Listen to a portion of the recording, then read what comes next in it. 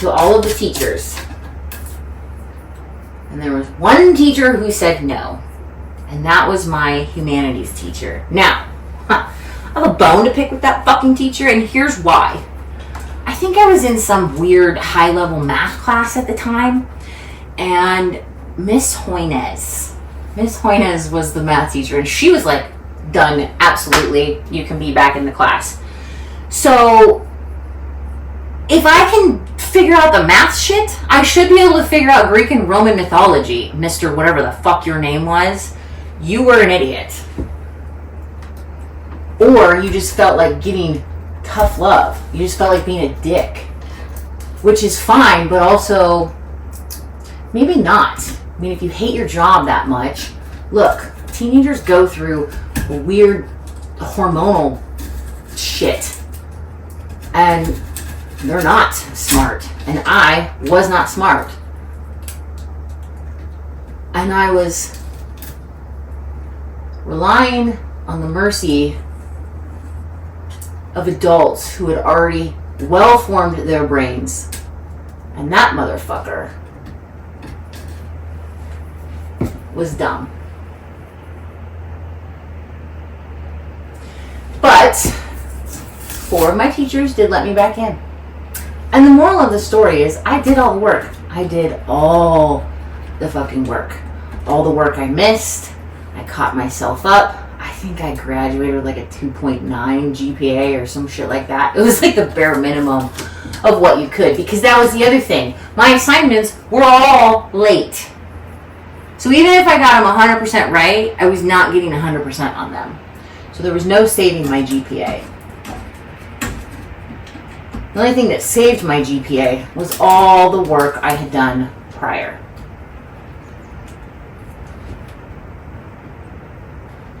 And then, because of my little trip, I was bitten.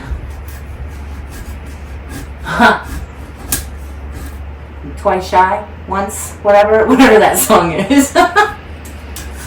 Once bitten, twice shy. I was bitten once, and I was not shy. I was bitten by the travel bug.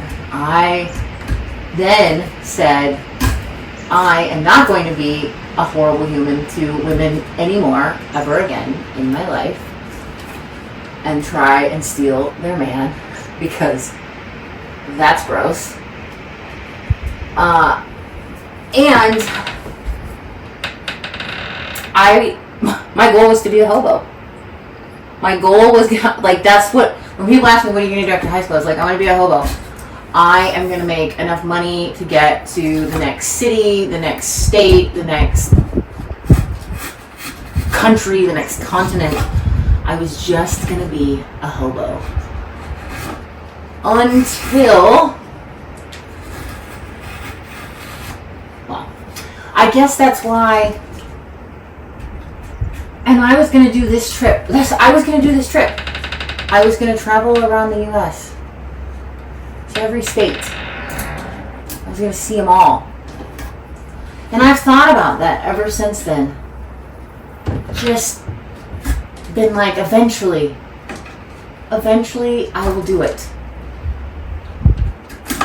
And eventually started to dwindle. Eventually started to become maybe I'll do it. And then maybe I'll do it became, someday. And one would say that, well, eventually and someday are very similar, and they're not. Not in this context. Eventually was like, there's an active power behind it. It's actually going to be a thing. Maybe is like, yeah, it's still on the table. It's still there. It's still a possibility. But then someday started to just feel like I wasn't willing to accept defeat. Someday became the vernacular for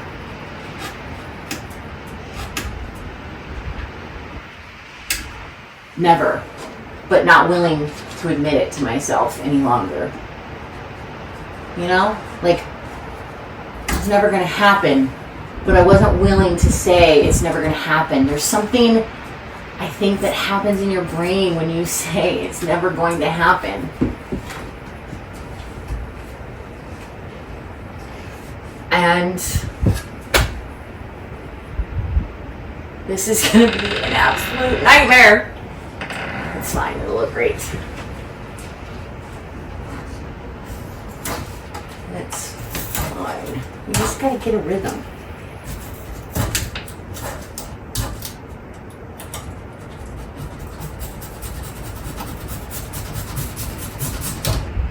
There's kind of a rhythm.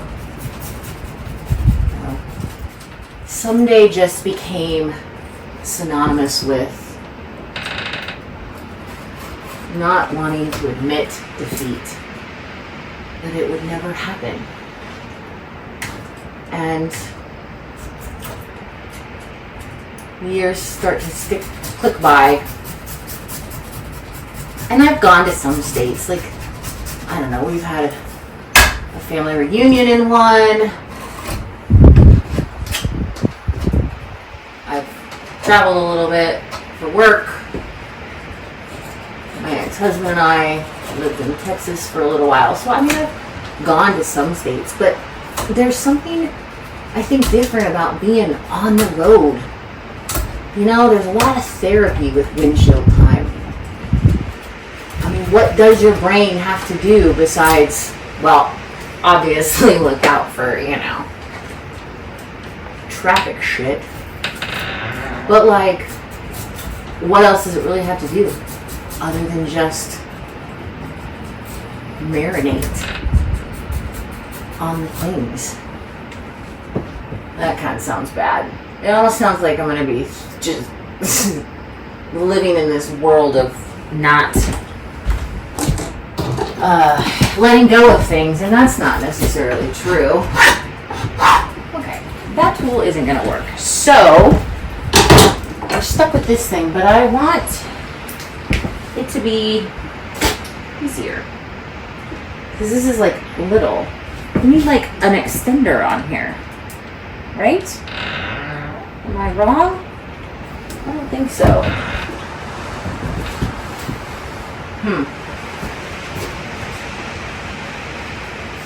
This is okay.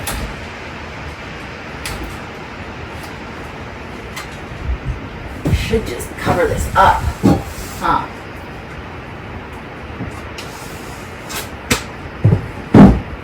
Yeah, totally should just cover that up. I'm gonna take a break from that for right now.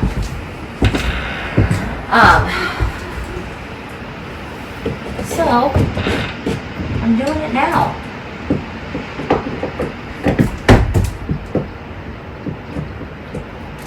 I'm doing it now. Because why not now? Right? I'm 43. I've been living inauthentically for way too long. Probably because of the divorce. X is an animal. But I think most people would say, I really fucked up by letting him go. And I don't think so. I remember my wedding day. I didn't want to get married. I really didn't. But I got a kid. And I wasn't confident in me. Because everybody around me was like, it's going to be too hard. It's going to be too hard for you to do this on your own. Oh, yeah. See, that's why you push it away. It's going to be too hard on your own, Candace. You shouldn't. You shouldn't leave him. You know, he cheated on me before we got married. Oh. No, it's very windy. Let's just shut that so you don't bang around. Ouch. Son of a gun. I just hurt myself. So, yeah. I went through with it. Oh, man. I remember wanting to run so bad. Just run away from it all.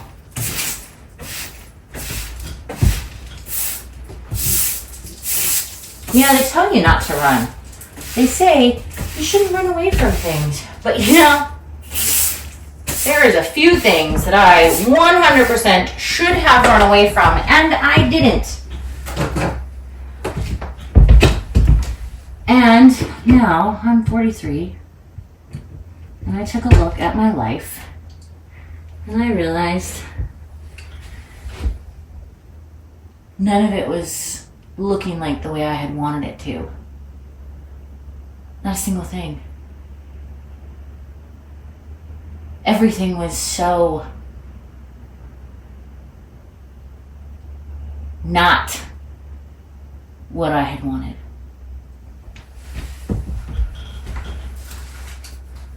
And I don't know. The idea of aging and having a level of just sheer regret for not doing the things that I wanted. I couldn't really bear it anymore. I couldn't look myself in the eye and say, yeah, I'm okay with how life turned out, because I wasn't. And I'm not saying that like good things didn't happen to me. Wonderful things happened to me. But it was also, see, that's the dichotomy of it all. That's the hard part to explain. You know, you have dreams when you're a kid. You have thoughts about, you know, what it's all going to look like and what you're going to become and the memories that you're going to make.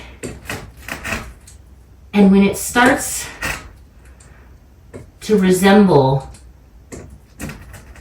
nothing that you had wanted, it messes with your head a little. Or a lot. I'm sure there's some people who think I am batshit crazy right now, but you know what? My husband did a good job of making, my ex-husband did a good job of making everybody think that anyway. So, and you know, the funny thing is I didn't leave him because I didn't love him. I left him because I would have had to acknowledge that something in me, I don't know what to call it, would have to just perish. She would have to bury herself so deep. That piece of me would have to just go, I don't even know where. I don't even know where.